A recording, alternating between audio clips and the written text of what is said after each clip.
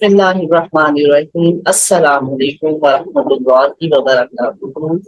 امید ہے سب خیریت سے ہوں گے۔ اللہ تعالیٰ ہم سب کو عافیت میں رکھے، اپنے حفظ و امان میں رکھے، امان ایمان کی بہترین حالت میں رکھے، آمین۔ نحمدہ ونصلی علی رسولہ الکریم، اما بعد فاعوذ باللہ من الشیطان الرجیم، بسم اللہ الرحمن الرحیم۔ رب اشرح لی صدری ویسر لی امری واحلل عقدۃ من لسانی یفقہوا قولی۔ کل بہت اہم موضوعات ہم نے پڑھے، جس میں سب سے پہلے تو صبر اور نماز کے بارے میں پڑھا۔ اس کے بعد جو ہے اللہ کی آزمائش سب نیک بندوں پر، اپنے مومن بندوں پر ضرور آتی ہے، لیکن اس میں پھر صبر کے ساتھ وقت گزارنا، انا للہ و انا الیہ راجعون، یعنی اس وقت یہ یاد رکھنا کہ یہ جو مشکل وقت ہے یہ بہت جلد گزر جائے گا، کیونکہ ہم تو اللہ ہی کی طرف لوٹنے والے ہیں۔ دنیا کا کوئی وقت بھی ہمیشہ کا وقت نہیں ہوتا۔ تو یہی وہ لوگ ہیں جن پر اللہ کی رحمتیں ہوتی ہیں اور پھر وہ ہدایت بھی پا جاتے ہیں۔ اس کے بعد صفا اور مروہ کے متعلق ہم نے پڑھا کہ جو اللہ کی نشانیوں میں سے، اور اب وہاں پر دیکھیں پہاڑوں کی کوئی اہمیت نہیں ہے، جگہوں کی اہمیت نہیں ہے، اہمیت اللہ نے انسانوں کو دی ہے کہ اس کے ساتھ جو وابستہ انسان ہے ان کا طریقہ کار، ان کے عمل کو نوٹ کرو کہ انہوں نے مشکل وقت میں کیسے وقت گزارا۔ اس کے بعد پھر یہ بتایا گیا کہ دیکھو اگر بڑے سے بڑا گناہ بھی ہو جاتا ہے، اس پہ بھی توبہ کے دروازے کھلے ہیں، اس لیے کوئی مشکل۔ اور اچھا ہم یہ سمجھتے ہیں کہ اگر ہمارا کوئی نقصان ہو گیا مال میں، یا کوئی ہمارا عزیز فوت ہو گیا، ہم اس کو غم سمجھتے ہیں، نقصان سمجھتے ہیں، اس پہ ہم افسوس کرتے ہیں، یا کوئی بے روزگاری آ گئی، دنیا کے کسی کام میں ناکامی ہوگی، ہم سمجھتے ہیں ہمارا بہت، ہم پہ اس وقت ڈپریشن کا ٹائم ہے، ہم پہ بہت آزمائش آ گئی، ہم مشکل وقت میں ہیں۔ لیکن جب ہماری نماز چھوٹ جاتی ہے، دین کا کوئی کام چھوٹ جاتا ہے، یا ہم سے کوئی غلطی ہو جاتی، اس وقت ہم پریشان نہیں ہوتے، ہم ڈپریشن میں نہیں آتے، ہم اس کو غم نہیں سمجھتے۔ حالانکہ اللہ تعالیٰ نے فرمایا اگر کسی کی عصر کی نماز چھوٹ گئی، سمجھو اس کا گھر بار لٹ گیا، یعنی اتنا نقصان ہے عصر کی نماز کے چھوٹنے کا کہ گھر بار کا مطلب ہے کہ اس کا تو سب کچھ تباہ و برباد ہو گیا۔ اب اس نماز کے مس ہونے پر، نماز کے چھوٹنے پر ہم کبھی بھی پریشان نہیں ہوئے۔ تو یہاں اللہ تعالیٰ ہمیں یہ بتانے چاہ رہے ہیں کہ دیکھو مشکلیں یہ نہیں ہے کہ تمہیں رزق سے آزمایا جائے گا یا پھلوں کی کمی سے، اصل مشکل یہ بھی ہے کہ انسان گناہ میں پڑ جائے، یا وہ کام جو انسان کو کرنے ہیں وہ نہیں کر رہا، یہ سب سے بڑی آزمائش کا ٹائم ہے۔ تو یہ بھی جب ایسا وقت آ جائے تو پھر فوراً توبہ استغفار کرنا، اصلاح کرنا، اور پھر وہ سب کام کرنا شروع کر دینا، تو اللہ تعالیٰ اس بندے کو معاف فرما دے گا۔ ہاں جو لوگ اسی کفر میں، اسی گناہ میں بیٹھے رہے، اسی کو کرتے رہے، تو پھر وہ اس کے لیے بہت بڑا عذاب ہوگا۔ تو اللہ ہمیں معاف فرمائے، ہمیں ہمیشہ گناہوں سے نکلنے کی اور اللہ کے راستے کی طرف آنے کی کوشش میں لگے رہنا انشاءاللہ۔ تو کل جو آیت ہم نے شروع کر دی تھی، امید ہے آپ سب نے بھی غور و فکر کیا ہوگا۔ بسم اللہ الرحمن الرحیم۔ ان فی خلق السماوات والارض واختلاف اللیل والنہار والفلک التي تجری فی البحر بما ينفع الناس وما أنزل الله من السماء من ماء فأحيا به الأرض بعد موتها وبث فيها من كل دابة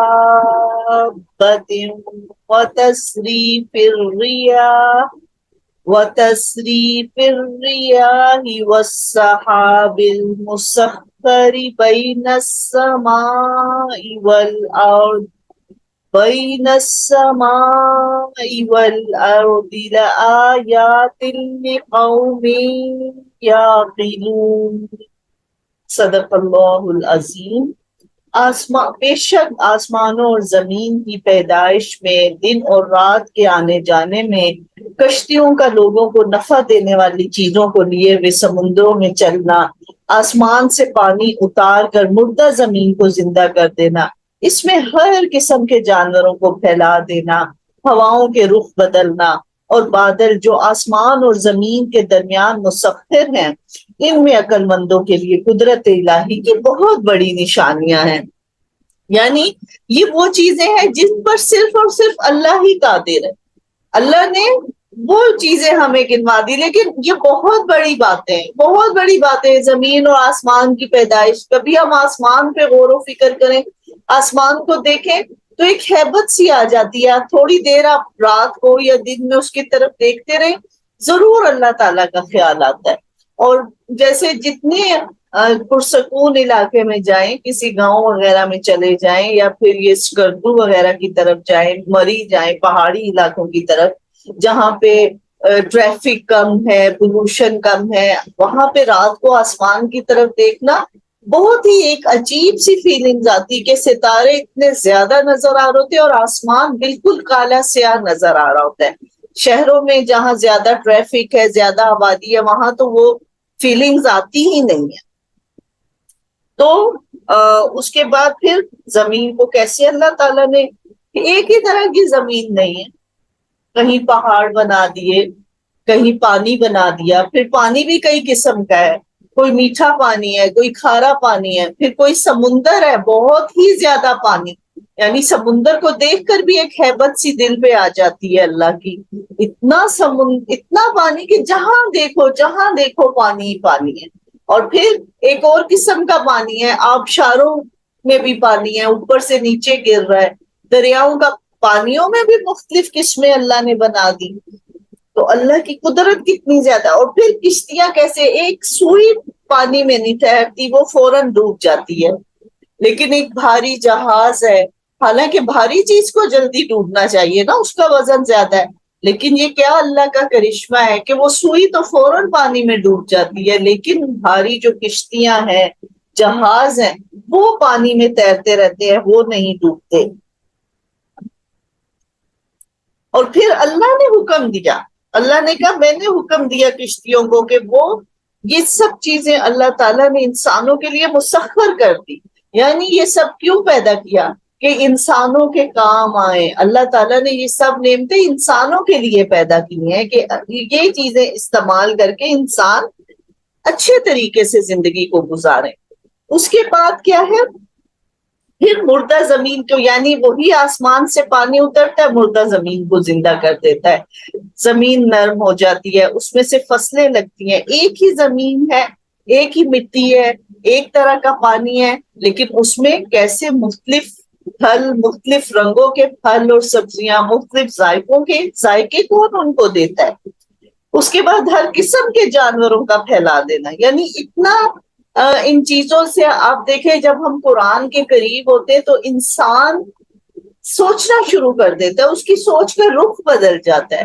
کہ روز ہم چائے بناتے، کبھی وہ فیلنگز نہیں ہوئی جو آج بناتے ہوئے کہ دودھ کو جب میں نکال رہی ہوں چائے کے لیے تو اتنا شکر نکلا اللہ تعالیٰ کا، بہت شکر ادا کیا کہ شکر ہے اللہ تعالیٰ نے ہمیں نعمت دی ہے۔ تو نعمتوں میں برکت کب ہوتی ہے اور نعمتوں میں اضافہ کب ہوتا ہے کہ جب ہم ان کو استعمال کر کے اللہ کا شکر ادا کریں۔ تو یہ اللہ تعالیٰ چاہتے ہیں، اللہ نے کوئی نعمتیں استعمال کرنے سے نہیں منع کیا، لیکن اللہ تعالیٰ چاہتے ہیں کہ میرا بندہ سوچے، سمجھے، شکر ادا کرے، نعمتوں کا احساس کرے کہ کس طرح یہ نعمتیں بنی اور کس نے ہمیں دی اور کیوں دی، اور اس کے پھر مقابلے میں ہمیں کیا کرنا چاہیے۔ ہمیں وہی بچہ اپنے بھی اولاد میں دیکھ لیں جو ماں باپ کا احساس، بچے سارے ہمیں پیارے ہیں، سب بچے اچھے لگتے ہیں، لیکن جو بچہ اپنے والدین کا احساس کرنے والا ہوتا ہے نا کہ ہمارے ماں باپ نے ہمیں مشکل سے پالا اور ہمارے لیے تکلیفیں اٹھائی، اب ہم بھی ان کا ساتھ دیں، جو جتنا احساس کرتا ہے ماں باپ کو، وہ بچہ اتنا عزیز ہوتا جاتا ہے. یہ نہیں کہ دوسرے بچے اچھے اچھے وہ بھی لگتے ہیں، لیکن وہ بچہ خود بخود قریب ہو جاتا ہے کہ اچھا یہ بچہ بہت احساس کرنے والا. تو یہ احساس انسانیت کے اندر احساس کو ابھارنا ہے. انسان ہے یہ احساس کے ساتھ، ورنہ کھا پی رہے تو جانور بھی ہے نا. تو انسان اور جانور میں یہی فرق ہے کہ انسان کو اللہ نے سوچنے کی دعوت دی ہے کہ غور و فکر کرو کہ یہ کس نے بنائی. اور یہی وہ چیزیں ہیں جن پہ آپ غور کرتے ہیں، آپ کے اندر اللہ کی قدرت، اس کی عظمت کا احساس ہوتا ہے کہ واقعی ہم اگر چاہیں بھی تو ہم یہ کام نہیں کر سکتے. بارش ہم نہیں برسا سکتے، برستی ہوئی بارش کو ہم روک نہیں سکتے. اور اگر ہم مٹی کو اللہ حکم ہی نہ دے فصلیں لگانے کا، سبزی لگانے کا، ہم نہیں کر سکتے. یہ اللہ نے حکم دیا. ہوا دیکھیں، ہواؤں کو کتنی اقسام ہے. وہی ہوا جب اچھی خوشگوار طریقے سے چلتی ہے، ہمارے دل سے شکر ادا ہو رہا ہوتا ہے، ہم خوش ہو رہے ہوتے ہیں کہ اب موسم اچھا ہو جائے گا. لیکن وہی ہوا جب ذرا سی تیز ہو جاتی ہے، وہ آندھی کی شکل اختیار کر لیتی ہے، طوفان کی شکل اختیار کر لیتی ہے، اسی سے ہم ڈرنا شروع ہو جاتے ہیں. اور وہ اللہ ہی ہے جو کبھی حکم دیتے ہیں کہ آہستہ چلو، کبھی وہی حکم تیز ہوا کا ہوتا ہے، وہ تیز چلنے لگ جاتی ہے. وہی پانی، وہی بارش ہمیں اتنی اچھی لگتی ہے، لیکن وہی بارش ہے جو اتنی زیادہ مقدار میں ہو جائے گی کہ اس سے پھر فصلیں تباہ ہو جائیں گی، گھر خراب ہو جاتے ہیں. اصل جو پیچھے حکم کس کا ہے وہ تو اللہ تعالیٰ کا ہی چل رہا ہے.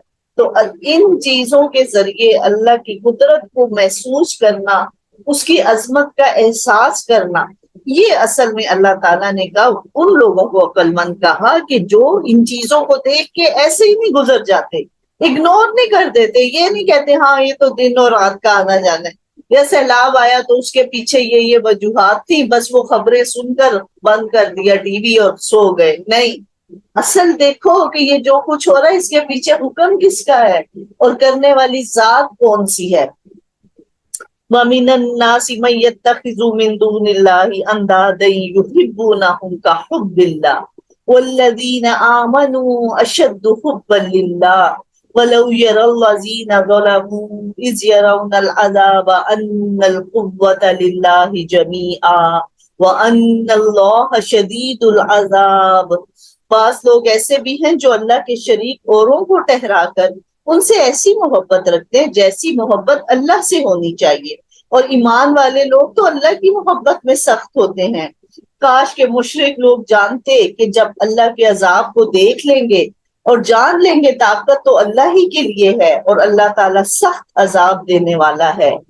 جس وقت پیشوا لوگ اپنے تابع داروں سے بیزار ہو جائیں گے اور عذاب کو اپنی آنکھوں سے دیکھ لیں گے اور سب رشتے ٹوٹتے ہوئے نظر آئیں گے. یعنی کہ اللہ تعالیٰ فرما رہا ہے کہ یہ سب کچھ دیکھتے ہوئے بھی انسان کے اندر یہ کمزوری ہے کہ وہ زیادہ کی چاہ میں لگا رہتا ہے. اچھا، ایک اللہ کی عبادت کا ایک اللہ کو چھوڑ کے دوسرے الہ بنانے لگ جاتا ہے. جیسے چاہے وہ اس وقت لوگ بتوں کو بنا لیتے تھے کہ یہ ہمیں دولت دے گا بت، یہ ہمیں بارش برسائے گا، یہ ہمیں اولاد دے گا. وہ تو سامنے بت تھے، لیکن ہم نے بھی اپنے دلوں میں کئی بت بنائے ہوئے ہیں کہ اللہ کو چھوڑ کر ہم دوسروں کی، کہ شاید کسی اور سے دعا کرا لیں، کسی نیک بندے کے پاس چلے جائیں، کہیں چڑھاوا چڑھا دیں، کہیں بکرا دے دیں کسی کے نام کا تو ہمارے مشکلیں آسان ہو جائیں گی. سب شرک میں آ جاتا ہے. صرف اللہ کے لیے قربانی کرنا، اور کہیں جو ہے یہ وہ جو عرس وغیرہ یہ سب چیزیں اللہ نے منع کی ہیں. اصل میں یہ سب چیزیں ہی شرک میں آ جاتی ہیں کہ اللہ کے علاوہ وہ بھی یہی لوگ کہتے ہیں. وہ یہ تھوڑی کہتے ہیں کہ ہم ان کی عبادت کرتے ہیں، وہ یہی کہتے ہیں نہیں، جیسے اللہ نے بڑے بندے کے پاس جانے کے لیے، بادشاہ کے پاس جانے کے لیے اسسٹنٹ سے رابطہ کرتے، یہ نیک لوگ ہیں، ان کے پاس جائیں گے، ان کے وہ آشیانوں پہ جائیں گے تو اللہ ہم سے خوش ہوگا، اس کے ذریعے اللہ ہمیں دے گا. یہ کوئی بھی نہیں کہتا کہ ہم ان کی عبادت کرتے. لیکن یہ جانا، یہ آنا جانا، یہ سب کہا صرف 2 مسجدیں ہیں، 3 مسجدیں جو ثواب کی خاطر جن کی زیارت کی جاتی ہے اس میں ثواب ہے: مسجد الحرام، مسجد نبوی اور مسجد اقصی. اس کے علاوہ کوئی مسجد، کوئی درگاہ، کوئی خانقاہ، وہاں آپ زیارت کے لیے ثواب کی نیت سے نہیں جا سکتے. اور اللہ تعالیٰ فرما رہے ہیں وہ ان ہستیوں سے ایسی محبت کرتے ہیں، ان کی ایسے بات مانتے ہیں جیسے اللہ کی ماننی ہوتی ہے، بلکہ اس سے بھی زیادہ۔ اور پھر اللہ تعالیٰ کہہ رہے والذین آمنوا اشد حبا للہ، جو لوگ ایمان لائے وہ تو اللہ کی محبت میں شدید ہوتے ہیں۔ اللہ تعالیٰ کو تو یہ گمان ہے اپنے ایمان والوں سے، تو اللہ تعالیٰ یہ امید رکھتے ہیں کہ ایمان والے لوگ اللہ سے محبت میں شدید ہوں، اشد بہت زیادہ شدید، سب سے زیادہ محبت اللہ سے کرنا۔ تو وہ آج ہم اپنے ایمان کو چیک کریں کہ ہمارے دل میں اللہ کی کتنی محبت ہے اور دوسری چیزوں کی کتنی محبت ہے۔ تو یہ تو بہت لمحہ فکری ہے کہ کیا ہمارے دل میں اللہ کی محبت ہے؟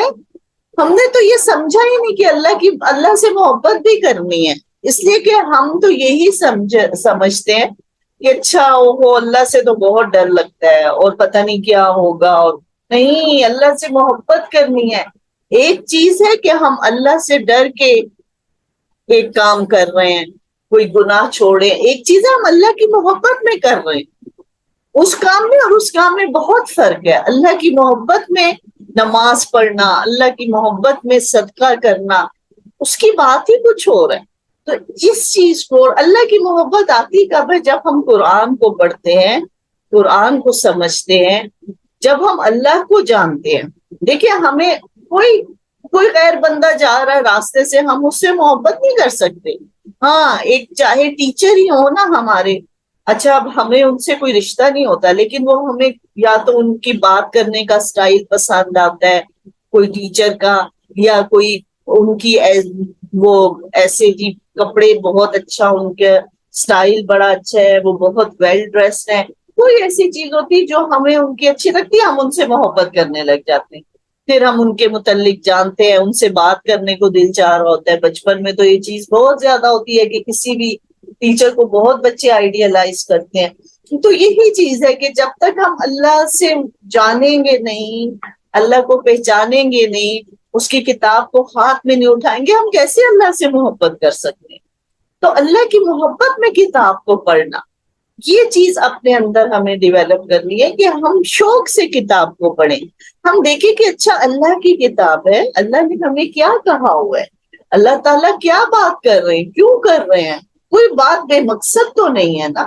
اور جو بھی کام ہے، جو بھی بات ہے، اگر ہم غور و فکر کریں، اللہ تعالیٰ نے ہر حکم میں انسانوں کی بھلائی رکھی، ہر حکم میں، اور اللہ اپنے بندوں سے محبت کرنے والا ہے۔ تو جب ہم کسی سے محبت کرتے ہیں، واپسی پہ ہم سمجھتے ہیں اچھا میں نے اس سے بہت محبت کی، یہ بھی مجھ سے محبت کرے۔ تو یہی چیز ہے کہ جب اللہ تعالیٰ ہم سے محبت کرتے ہیں تو اللہ تعالیٰ یہ چاہتے ہیں کہ ایمان والے بھی اللہ سے محبت کریں۔ لیکن اس دن کیا ہوگا؟ جو بھی اللہ کے علاوہ شریک ہوں گے، جو جس کی عبادت کرتا تھا اور جس کی عبادت کی جاتی تھی، وہ سب ایک دوسرے سے بیزار ہو جائیں گے، وہ کہیں گے یہ کہاں، یہ چلے جائیں ادھر سے۔ جیسے حضرت عیسیٰ علیہ السلام کے متعلق ہم نے کیا پڑھا کہ اللہ تعالیٰ ان سے پوچھیں گے تم نے ان کو کہا تھا کہ تم میری عبادت کرو اللہ کو چھوڑ کے؟ وہ کہیں گے نہیں میں نے تو انہیں یہ کہا ہی نہیں تھا۔ ان کا دل ہی نہیں چاہے گا کہ وہ یہ بات سنیں، اور وہ مانیں گے ہی نہیں کہ میں نے کس طرح کہا تھا، یہ تو ہو ہی نہیں سکتا، اس لیے کہ اپنی جان کی فکر پڑی ہوگی۔ اسی طرح اگر ہم اللہ کو چھوڑ کر کسی اور کے پاس جا رہے ہیں اپنی حاجات کو لے کر، یا ہم سمجھتے ہیں کہ ان کے ذریعے ہم کوئی مقام پائیں گے قیامت کے دن، تو وہ دیکھ کر ہی بیزار ہو جائیں گے کہ نہیں ہم نے تو یہ حکم ہی نہیں دیا، ہم نے کب کہا تھا آنا ہمارے کپڑوں پہ، نہیں ایسے نہیں، ایک دوسرے سے بیزار ہو جائیں گے۔ اس لیے کہ اس دن صرف اور صرف بادشاہت تو اللہ کی ہوگی۔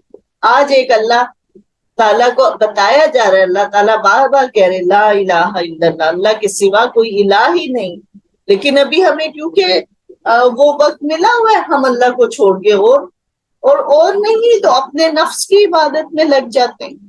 قرآن پاک میں آتا ہے کہ کیا تم نے دیکھا بدترین الہ جس کی عبادت کی جاتی ہے وہ کون ہے؟ کہا انسان کا نفس، کہ وہ اللہ کا حکم آتا ہے لیکن وہ اللہ کے حکم کو نہیں مانتا، وہ اپنے نفس کی بات کو مان لیتا ہے۔ ایک حکم آ رہا ہے اللہ کا کہ سو کے اٹھ جاؤ نماز پڑھو، لیکن نفس اس کو سلا دیتا ہے خیر ہے ابھی تو وقت ہے سوئے رہو۔ تو اب ہم نے وقت نماز کا گزار دیا، اس کا مطلب ہے ہم نے تو اپنے نفس کی بات مان لی نا، نفس کو الہ بنا لی، اپنی نفس کو خوش کر لیا اور اللہ کو ناراض کر دیا۔ تو یہ اللہ کو چھوڑ کے نفس کو الہ بنا لینا، نفس کی بات مان لینا ہے۔ اور بہت سی ایسی زندگی میں آ جاتے ہیں وقت کہ جہاں ہمیں پتا ہوتا ہے کہ یہاں پر اللہ کا یہ حکم ہے، لیکن ہم اگنور کر دیتے ہیں، ہم کہتے ہیں اچھا چلو ابھی تو ہم ایسے کر لیتے ہیں، نہیں پھر انشاءاللہ میں دیکھوں گی، اپنے آپ کو بدلوں گی، چلو کل سے کر لیں گے۔ تو یہ جو چیزیں ہیں نا، اصل میں اسی کے ساتھ لڑنا، اپنے نفس کے ساتھ لڑنا، اپنی خواہش کو پیچھے کر کے اللہ کی بات کو آگے کر دینا، یہ ہے اب الذین آمنوا اشد حبا للہ، کہ وہ ایمان والے اللہ کی محبت میں شدید ہوتے ہیں، وہ اپنی خواہش کو پیچھے کر کے اللہ کی حکم کو آگے کر لیتے ہیں کہ نہیں یہ میری خواہش نہیں ہے، لیکن کیونکہ اللہ کا حکم ہے تو مجھے کر دو۔ اور اگر ایک بچہ اپنی اولاد بھی غلط بات کر رہی ہے تو وہ اس کو پتا ہے کہ نہیں یہ اللہ کا حکم ہے اور یہ میرے بچے ہیں بہت پیارے ہیں، لیکن مجھے یہ بات ان کی نہیں ماننی کہ یہ تو اللہ کے حکم کے خلاف ہے۔ تو یہ چیز ہے کہ ایمان والے اللہ کی محبت میں شدید ہوتے ہیں، ان کو صرف یہ ہوتا ہے کہ اس وقت میں اللہ تعالیٰ ہمیں ہماری کس بات سے راضی ہوں گے، کس بات سے خوش ہوں گے، وہ سب چھوڑ کے اس کام کو کرنے لگ جاتے ہیں۔ وقال الذين اتبعوا لو ان لنا كرة فنتبرأ منهم كما تبرأوا منا كذلك يريهم الله اعمالهم حسرات عليهم وما هم بخارجين من النار۔ اور تابعدار لوگ کہنے لگیں گے کاش ہم دنیا کی طرف دوبارہ جائیں تو ہم بھی ان سے ایسے ہی بیزار ہو جائیں جیسے یہ ہم سے ہیں۔ اس طرح اللہ تعالیٰ انہیں ان کے اعمال دکھائے گا، ان کو حسرت دلانے کو، یہ ہرگز جہنم سے نہیں نکلیں گے۔ یعنی کہ اس دن دنیا میں جن سے محبت کرتے تھے، جن کی باتیں کرتے تھے، جن کی خوشی کے لیے چڑھاوے چڑھاتے تھے، نذرانے دیتے تھے، کہیں گے کاش ہم ایک دفعہ دنیا میں دوبارہ چلے جائیں نا اور ہم بھی ان سے یہی بیزاری دکھائیں جو اب یہ ہم سے بیزار ہو کر دکھا رہے ہیں۔ وہ تو صاف کہہ دیں گے ہم نے انہیں یہ حکم نہیں دیا تھا، ہم تو انہیں جانتے بھی نہیں ہیں۔ اب جو ان کی تابع داری کرتے تھے دنیا میں وہ کہیں گے کاش ہم بھی ایک دفعہ دنیا میں واپس جائیں اور اسی طرح ان سے بیزار ہو کر۔ تو یہ حسرت ان کے دل میں ہوگی۔ اللہ تعالیٰ نے فرمایا وہ آگ سے نکلنے والے نہیں ہوں گے، ان کو نکالا ہی نہیں جائے گا، ایسا ہے شرک گناہ۔ اللہ تعالیٰ نے فرمایا کہ اللہ تعالیٰ ہر گناہ کو معاف کر دے گا جس کو چاہے گا، لیکن وہ شرک کو معاف نہیں کرے گا۔ اسی طرح اللہ تعالیٰ فرماتا ہے میں نے اپنے بندوں کو حنیف پیدا کیا، یعنی کہ صرف اللہ بندوں کی فطرت میں ڈال دیا کہ صرف اور صرف ایک اللہ کی عبادت کرو۔ بس شیطانوں نے ان کو ان کے دین سے گمراہ کر دیا اور جو چیزیں میں نے ان کے لیے حلال کی تھی اس نے ان پر حرام کر دی، یعنی اپنی حلال چیزوں کو حرام کر لیتے تھے، حرام کو حلال کرنا شروع کر دیا۔ یا ایھا الناس کلوا مما فی الارض حلالا طیبا ولا تتبعوا خطوات الشیطان انہ لکم عدو مبین۔ لوگوں زمین میں جتنی بھی حلال اور پاکیزہ چیزیں ہیں انہیں کھاؤ پیو اور شیطانی راہ پر نہ چلو، وہ تمہارا کھلا دشمن ہے۔ اب یہاں پر الناس تمام لوگوں سے اللہ تعالیٰ کہہ رہے ہیں کہ دیکھو لوگوں زمین پر جو اللہ تعالیٰ نے حلال چیزیں بنائی ہیں، پاکیزہ چیزیں بنائی ہیں، ان کو کھاؤ پیو، غلط راستوں پہ مت چلو، حرام چیزوں کو مت کھاؤ اور شیطان کی پیروی مت کرنا، انہو لکم عدو مبین، وہ تو تمہارا کھلا دشمن ہے۔ اب آج سے ہم اس بات کو سیکھ لیں، اس بات کو یاد رکھیں کہ دل میں جو بھی غلط خیال آتا ہے، چاہے نماز نہ پڑھنے کا خیال ہے، چاہے ہم کوئی اور اللہ کا ایسا حکم آ جاتا ہے، اچھا صدقہ کرنے کی بات آتی ہے، ہم کہتے ہیں اچھا اس دفعہ ہم ضرور کچھ اللہ کی راہ میں دیں گے، اس دفعہ میں ضرور کسی کو کھانا کھلاؤں گی، پھر سستی آ جاتی۔ یہ سب خیالات شیطان کی کہ وہ پیچھے کرتا ہے، اچھا چلو کل سے کر لیں گے، ابھی تو میں تھکی ہوئی ہوں، ابھی آج کی نماز چھوڑ دیتے، اچھا آج قرآن کلاس چلو لے لیتی ہوں، کل لے لیں گے۔ جو بھی یہ وساوس ہے، جو بھی سستی ہے، نہ کرنے کے کام ہے، صرف اور صرف شیطان ڈال رہا ہے، یہ تو ہم سمجھ لیں۔ جو سستی کا خیال ہے، نیک کام کرنے میں سستی یا غلط کام کرنا، اللہ تعالیٰ نے کہا کہ مسلمان عورت کو اس طرح گھر سے باہر نکلنا چاہیے، اس میں سستی آ جاتی ہے، دل اس میں بوجھل ہونے لگ جاتا ہے. اب اس میں کیا چیز ہے، فوراً سمجھنے کے اچھا یہ تو شیطان ہمارے دل میں وسوسہ ڈال رہا ہے.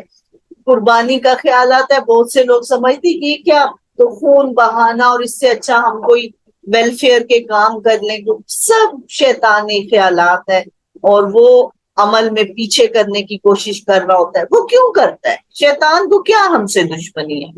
اصل میں شیطان یہ چاہتا ہے کہ میں ان بندوں سے غلط کام کرواؤں تاکہ کل قیامت کے دن میں اللہ سے کہہ سکوں کہ دیکھیں آپ نے اس کے آگے مجھے سجدہ کرنے کو کہا تھا، یہ تو اتنے غلط کام کرتا ہے، یہ تو خود اتنے غلط کام کر رہے ہیں انسان، میں ان کے آگے سجدہ کس لیے کرتا؟ اس لیے وہ ہمیں غلط باتوں میں الجھاتا ہے. تو جو بھی سستی کا خیال آ گیا، جو بھی ایک مایوسی کا خیال آ گیا، اچھا مایوس جب ہم ہو جاتے ہیں، زیادہ غمگین ہو جاتے ہیں، تب بھی ہم اللہ کے حکم سے پیچھے ہٹنا شروع کر دیتے ہیں. فوراً ہمارے دل میں یہ احساس آ جائے، ہمیں پتہ چل جائے کہ یہ تو شیطان کی طرف سے ہے. اللہ تعالیٰ ہمیں بتا رہے ہیں اِنَّهُ لَكُمْ عَدُوٌّ مُّبِینٌ، یقیناً وہ تمہارا کھلا دشمن ہے. اچھا ایک دشمن ہمارا ہمارے پیچھے لگا ہوا ہو تو کیا ہم اتنا ریلیکس ہو سکتے ہیں جیسے ریلیکس ہو کر ہم زندگی گزارتے ہیں؟ ایسا تو نہیں ہو سکتا. اگر ہمیں کوئی بتائے کہ دیکھو وہ دشمن ہے تمہارا، وہ تمہارے پیچھے لگا ہوا ہے، وہ تمہارا نقصان کر کے چھوڑے گا، تو ہم کہیں پناہ نہیں مانگیں گے، ہم اس سے بچنے کی کوشش نہیں کریں گے. لیکن کیونکہ ہم نے شیطان کو اپنا دشمن سمجھا ہی نہیں ہے، اس کا احساس ہی نہیں کیا، اس لیے ہم ریلیکس ہو کے زندگی غلط کام کر رہے ہیں. زندگی کے طریقے ہم نے غلط بنائے ہوئے ہیں لیکن ہم ریلیکس ہیں. اٹھنے سونے جاگنے کے طریقوں سے لے کر اگر ہم اپنے شادی بیاہ اور موت کے طریقوں کو دیکھیں، سب ہماری نفسوں کی پیروی ہے، سب ہم نے اپنی مرضی کے مطابق بنائے اور ہم پھر بھی ریلیکس ہیں. ہم نے انہی کو سمجھ لیا کہ ہاں یہ ہم بہت نیکی کا کام سمجھ کے کر رہے ہیں، حالانکہ ان کی نیکی سے ان کا کوئی تعلق نہیں ہوتا. اللہ نے کہا، شیطان نے ان کے لیے ان کے اعمال خوبصورت بنا دی.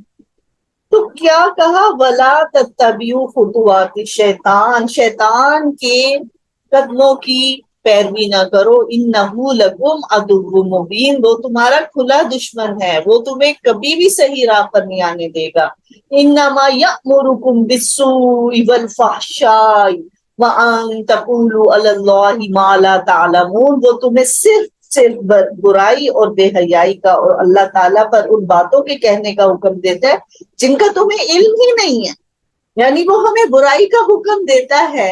بہت سی خواتین کہتی ہیں کہ اچھا پردہ تو کیا آنکھوں کا بھی پردہ ہے؟ نہیں ہم تو ہماری آنکھوں میں شرم ہونی چاہیے اور ہم تو بہت باحیا ہیں اگر ہم نہیں بھی پردہ کر رہے، اگر ہم سر کو کور نہیں بھی کرتے، لیکن ہماری نیت گندی نہیں ہے اور ہماری آنکھوں میں شرم و حیا ہونی چاہیے، اصل پردہ تو وہ ہے نہیں. یہ تو شیطان ہمیں بتا رہے اور وہ باتیں کہتا ہے، ہم سے کہلواتا ہے جس کو اللہ نے نہیں کہا. ایسی کوئی بات اللہ نے نہیں کی ہوئی کہ دیکھو اگر تمہاری نیت اچھی ہوگی اور تم کام غلط بھی کر رہے ہوگے تو تم بہت نیک ہو جاؤ گے. ایسا نہیں، اللہ نے کہیں نہیں کہا ایسا.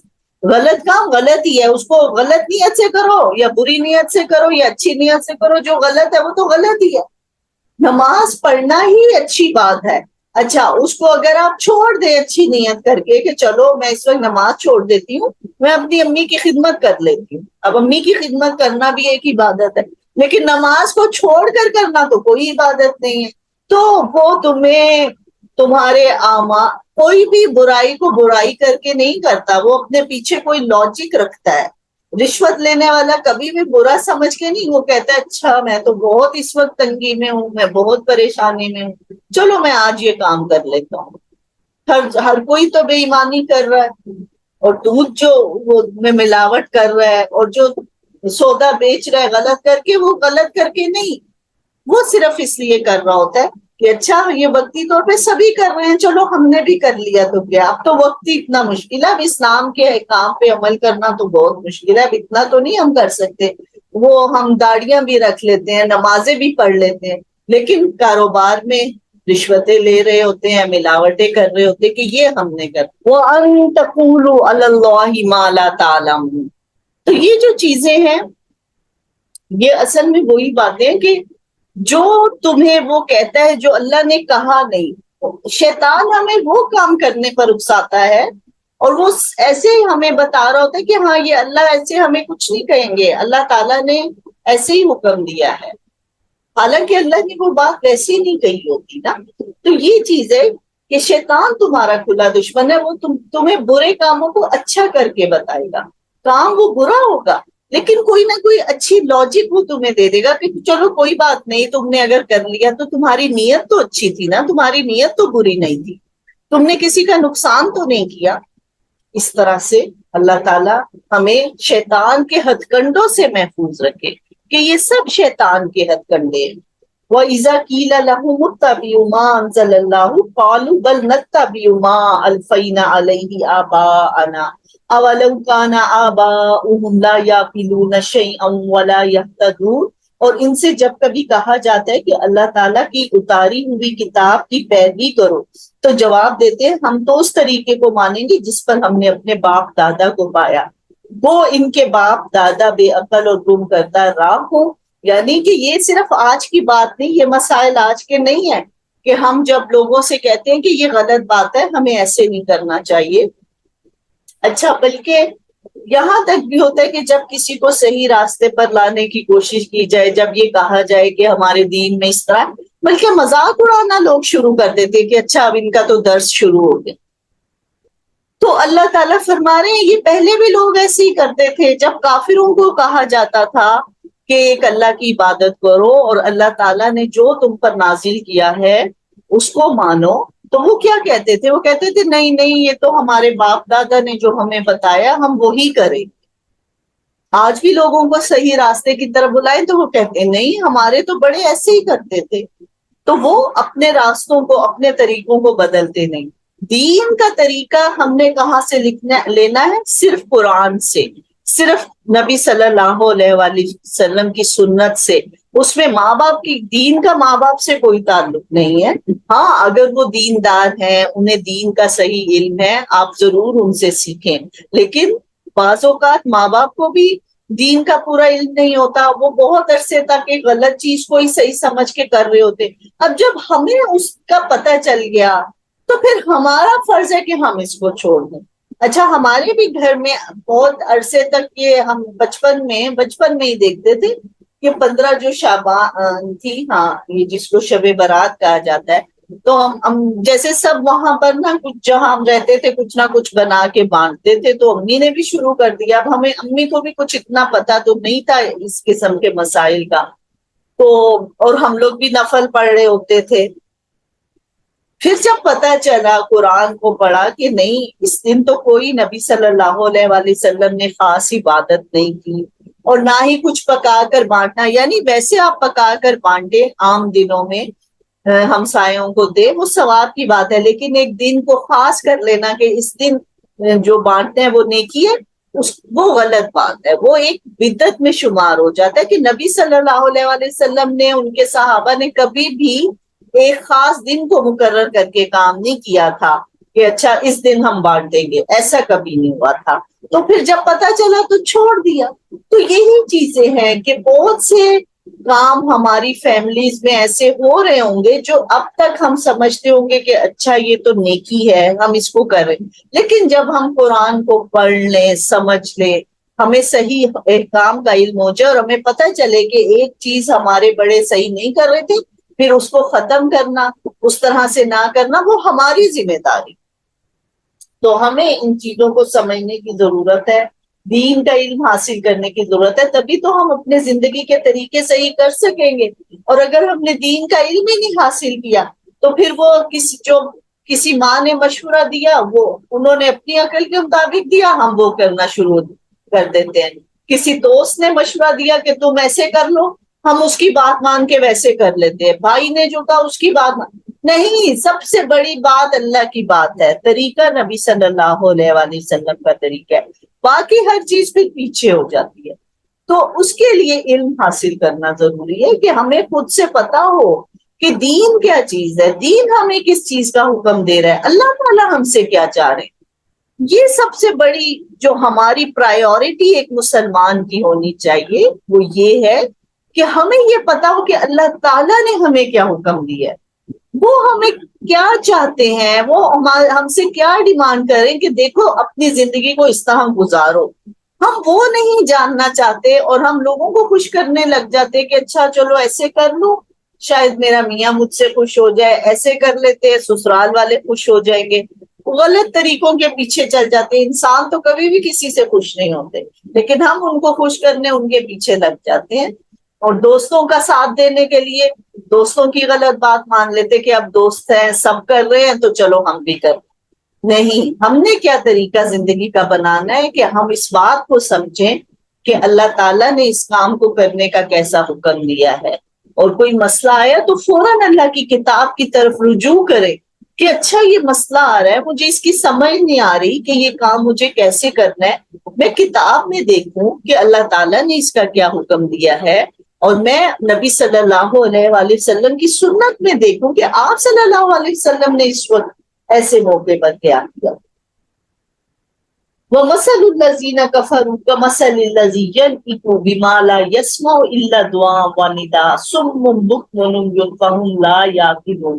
کفار کی مثال ان جانوروں کی طرح جو اپنے چرواہے کی صرف پکار اور آواز کو سنتے ہیں، سمجھتے نہیں، وہ بہرے گونگے اندھے ہیں، انہیں عقل نہیں۔ یعنی کہ وہ لوگ جو کفر کر رہے ہیں ان کی مثال ایسی ہے جو پکار کو سن تو رہے ہیں، یعنی جو قرآن میں جو کچھ کہا جا رہا ہے وہ تو سن لیتے تھے لیکن مانتے نہیں تھے۔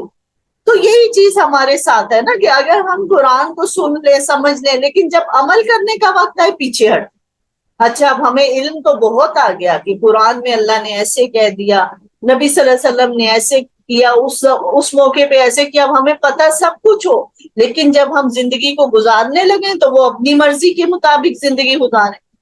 نہیں، اصل ایمان ہی یہ ہے کہ جب اب آپ کو پتہ لگ گیا بس اب عمل بدل جائے، پتہ چل جائے کہ ایک انسان نے قرآن پڑھا ہے اس کا عمل بدل گیا، یہ قرآن پڑھنے سے پہلے ایسا تھا اب یہ ایسا ہو گیا، تو وہ اس علم کا فائدہ ہے۔ قرآن پہلے سوچ کو بدلتا ہے پھر آپ کے عمل کو بدلتا ہے، عمل کا بدلاؤ بغیر علم کے ممکن ہی نہیں ہے، اور اگر ہم اپنے آپ کو بدلنا چاہتے ہیں اس کے لیے علم حاصل کرنا بہت ضروری ہے۔ اگر علم حاصل کرنے کے بعد بھی نہ بدلا، طریقہ وہی رکھا زندگی کا، پھر اس علم کا تو کوئی فائدہ نہیں۔ ان کو اللہ نے کیا کہا، جو سن تو رہے ہیں لیکن اللہ نے کہا اصل میں یہ گونگے ہیں، بہہ رہے ہیں، یہ آپ کو کوئی جواب نہیں دیں گے، یہ کوئی اثر نہیں لیں گے ان باتوں کا، سمجھیں کہ یہ گونگے بہہ رہے ہیں کہ اچھا سن بھی لیا لیکن اب کوئی بدلاؤ ہی نہ آیا، کوئی چینج ہی نہ آیا، سب کچھ سمجھ رہے ہیں سب کچھ سن رہے ہیں لیکن زندگی کے طریقے وہی رکھے ہوئے ہیں، زندگی کا طریقہ نہیں بدلا، پھر اس علم کا تو کوئی فائدہ نہیں ہوگا بلکہ وہ علم عذاب بن جائے گا۔ قیامت کے دن کہتے ہیں ایک انسان اپنی جگہ سے 1 انچ نہیں ہل سکے گا جب تک وہ 5 باتوں کا جواب نہیں دے گا۔ ایک تو یہ کہ جوانی کہاں گزاری، علم کہاں سے حاصل کیا، علم پر کتنا عمل کیا، مال کو کیسے حاصل کیا اور مال کو کہاں خرچ کیا۔ جب تک یہ 5 باتوں کا جواب نہیں دیں گے اپنی جگہ سے 1 انچ نہیں انسان ہل سکے گا۔ تو یہ ایک ذمہ داری ہے کہ ایک تو علم کو حاصل کیا جائے، اس کی کوشش کی تھی یا نہیں کی تھی۔ قرآن تمہارے گھروں میں تھا، اس کو پڑھنے کی اس کو سمجھنے کی کوشش کی تھی، اور اگر کی تھی تو پھر اس پر عمل کیا تھا، جو سمجھ آ گیا تھا اس پہ عمل کیا تھا یا نہیں کیا تھا، یہ پوچھا جائے گا۔ مال کو کہاں سے حاصل کیسے حاصل کیا تھا، اس کا طریقہ کیا تھا، اور پھر اس کو خرچ کہاں کیا تھا۔ یہ نہیں کہ اچھا کمایا تو اچھے طریقے سے لیکن خرچ غلط باتوں میں کر دیا، خرچ پٹاخے بجانے میں لائٹیں لگانے میں خرچ کر دیا، تو اس کا تو پھر پوچھا جائے گا کہ کہاں خرچ کیا تھا، اللہ کی خوشی کے کاموں میں خرچ کیا تھا یا اللہ کی ناراضگی کے، اور جوانی کہاں گزاری تھی۔ یعنی جوانی انسان کی ایک یہ بہترین ایج ہے کہ اس کی توانائیاں بہت زیادہ، وہ توانائی والا ہے، قوت والا ہے، وہ اللہ کے ہر حکم کو مان سکتا ہے۔ اگر وہ نہیں مان رہا تو ایک سستی ہے، ایک نام ماننے والی بس فطرت ہے۔ تو پوچھا جائے گا کہ وہ جو اچھی عمر دی تھی بڑھاپے میں تو لوگ آ ہی جاتے ہیں نا کہ چلو جی اب تو قبر سامنے نظر آ رہی ہے تو چلو ٹھیک ہے اب نمازیں پڑھ لیتے ہیں. لیکن جوانی کے متعلق سوال کیا جائے گا کہ وہ تمہیں میں نے بہترین عمر دی تھی, تمہاری قوتیں بالکل تمہارے ہاتھ میں تھی, ہر چیز تمہارے کنٹرول میں تھی, تم بہترین کر سکتے تھے, اس وقت کو کیسے گزارا؟ اور اللہ تعالیٰ نے فرمایا کہ 7 قسم کے لوگ اس دن, جس دن کہیں سایہ نہیں ہوگا, یعنی قیامت کا دن ایسا ہوگا کہ پہاڑ بھی روئی روئی ہو جائیں گے, درخت ختم ہو جائیں گے, کہیں کوئی سایہ نہیں ہوگا, اللہ کے عرش کے سوا اور کہیں سایہ نہیں ہوگا.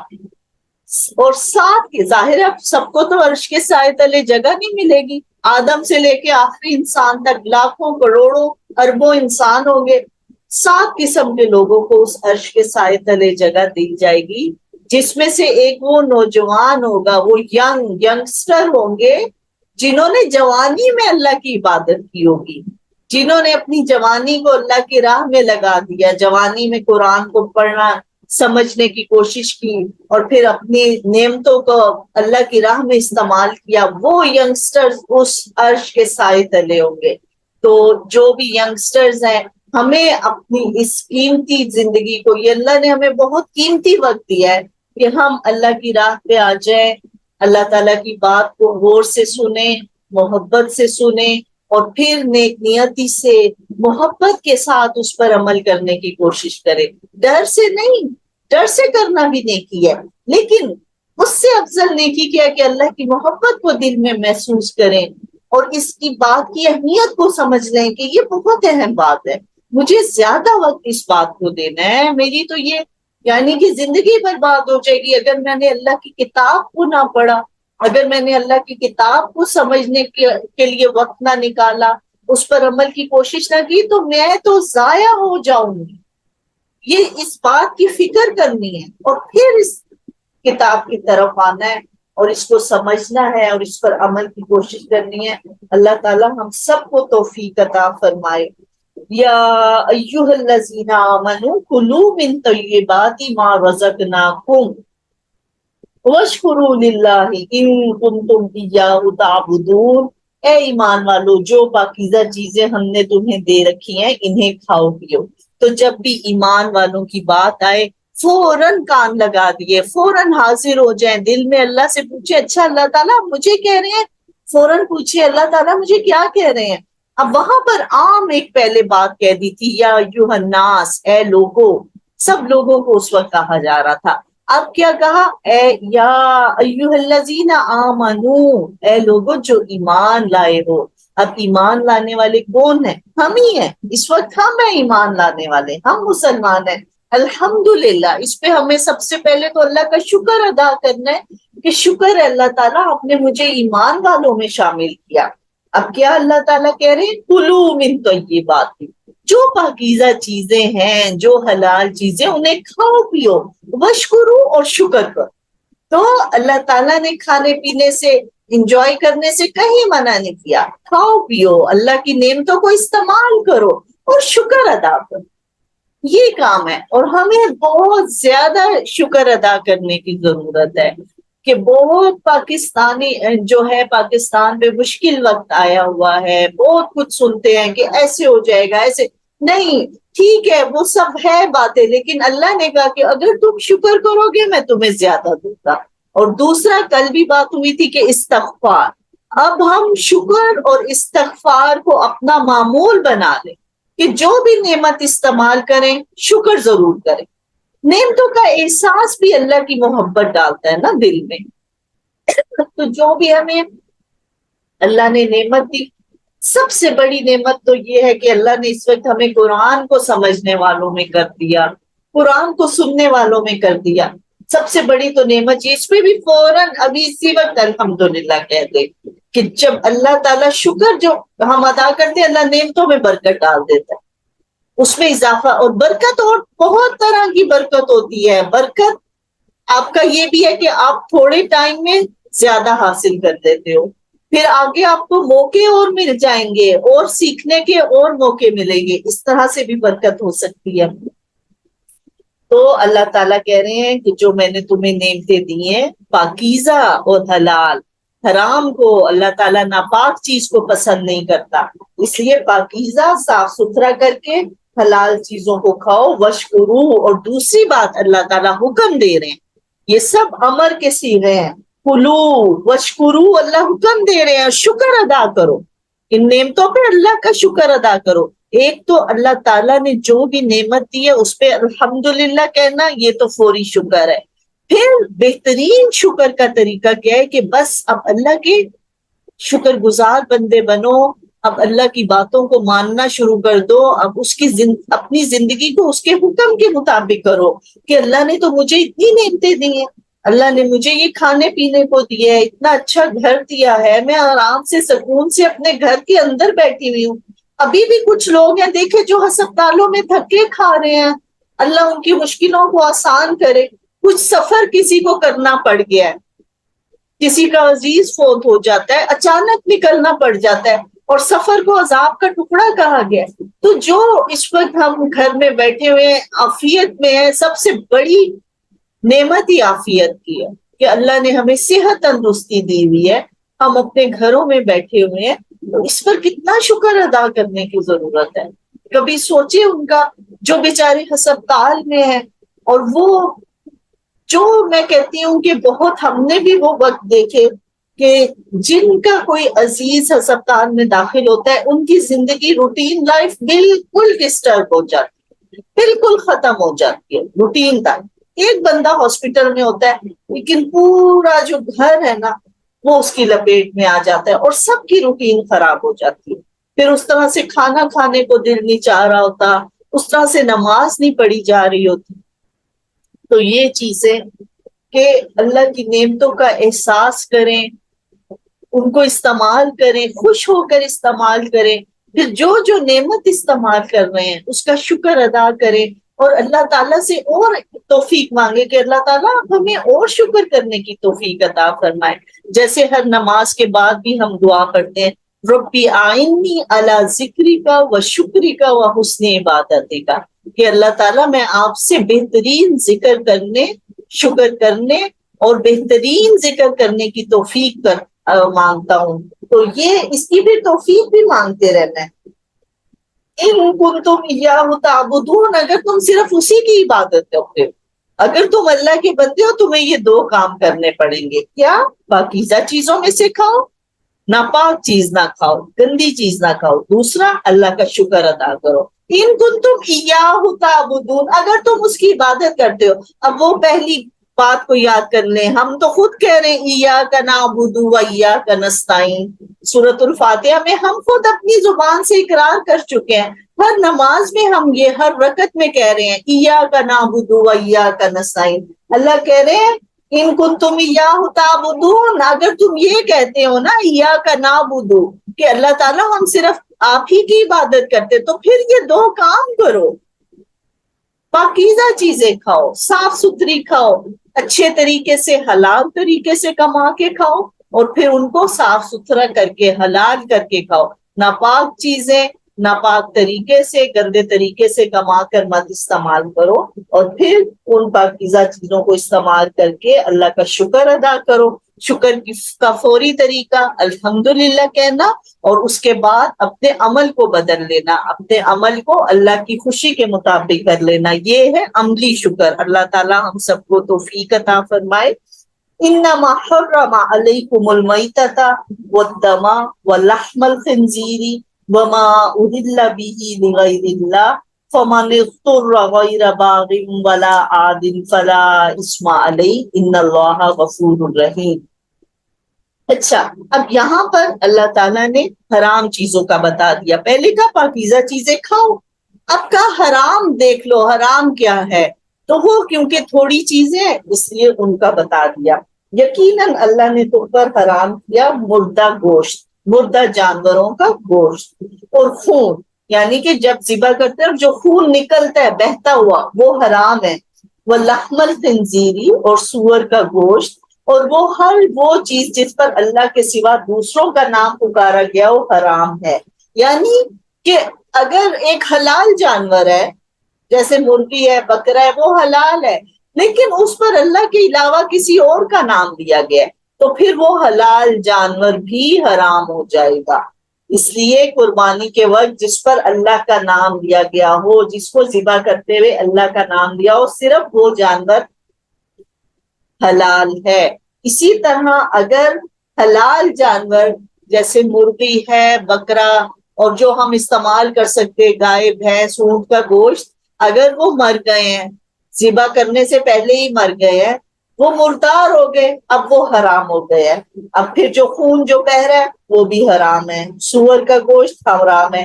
فمن اضطر غیر باغ ولا عاد فلا اثم علیہ۔ ہاں، اگر دیکھو کوئی ایسا وقت آ گیا ہے کہ اب اس حرام کو کھائے بغیر آپ کی زندگی بچ ہی نہیں سکتی، ایسا مشکل وقت آ گیا کہ حلال چیز کوئی ہے ہی نہیں، اب زندگی تو بچانی ہے نا، تو پھر اللہ نے مسلمان کی زندگی کو تو بہت قیمتی کہا، تو کہا کہ اگر اتنا مشکل وقت ہے تو پھر اس کی اتنی سی مقدار حرام کی کھا لو جو تمہاری زندگی کو بچا دے۔ لیکن یہ کہ اس کو پھر یہ نہیں کہ اچھا آج موقع ملا ہے خوب حرام کھانے، نہیں، بس اتنی سی مقدار اس کی کھا لو کہ وہ تمہاری زندگی بچ جائے، تو اس میں تمہارا کوئی گناہ نہیں ہوگا۔ ان اللہ غفور الرحیم، اللہ بہت بخشنے والا، بہت رحم فرمانے والا ہے۔ تو یہاں پر حرام، اسی طرح کچھ چیزیں یہاں بیان نہیں کی لیکن حدیث میں بیان کی گئی ہیں، جس سے پتہ چلا کہ حدیث کی بھی وہی اہمیت ہے کہ ہم پہ کچھ چیزوں کو صرف حدیث کے ذریعے جان سکتے ہیں۔ مثلا حدیث سے ثابت ہے کہ گدھا اور کتا وغیرہ بھی حرام ہے، جس سے اس بات کی طرف اشارہ نکلتا ہے کہ دین بھی قرآن کی طرف، دین کا جو ماخذ ہے وہ حدیث بھی ہے۔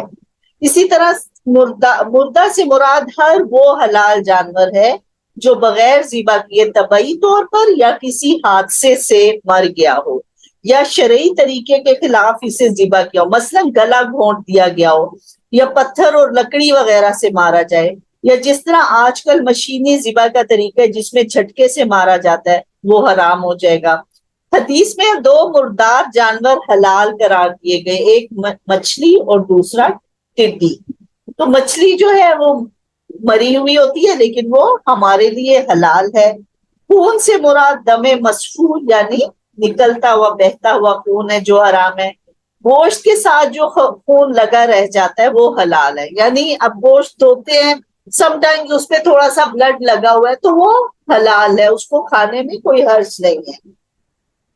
اسی طرح کلیجی اور تلی، دو خون حلال ہیں، کلیجی اور تلی۔ کلیجی میں بھی خون ایک وہ بنا ہوتا ہے اور تلی میں بھی، تو یہ چیزیں نبی صلی اللہ علیہ وسلم نے کہا کہ تمہارے لیے حلال ہے۔